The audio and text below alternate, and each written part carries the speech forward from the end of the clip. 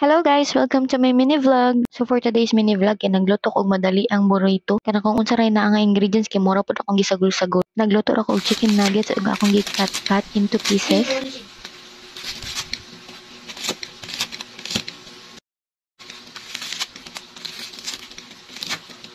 So naghimo ra pud ko og akong Thousand Island sauce. Gisagol-sagol na ko ang mayonnaise, ketchup, vinegar, salt, sugar, and seasoning to taste.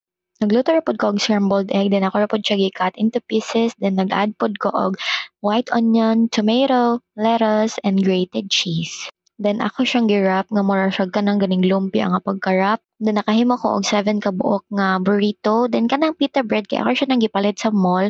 Bale 175 pesos, 5 pieces.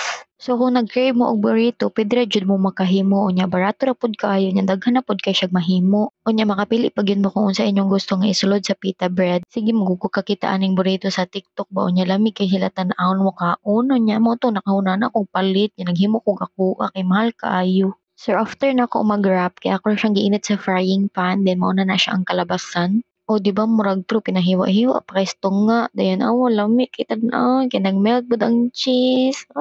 Nya akong gimontage-montage kay para murag true jud ba. Nya masuya dayon mo, dayon maglaway, dayon mo magtan-aw, walang kaon ko. Tan-aw kinsa di mag-crave ana, lami ana. Di ba for the montage ng first one, lami kayo. Pareha pa katas sa akong naong. Kinsa di mabusog ana, usa pa lang ka burrito kay busog na dayon ka. Nya akong gikwenta ko nagasto kay naara sa 400 nya kanay mo 400 kung mopalit ka na sa Grab guro kay usa ra na ka burrito. Dako kay kog save nya kami tanan nakakaon pa mi. So mara to for today's video. Thank you for watching. Sunod na pod.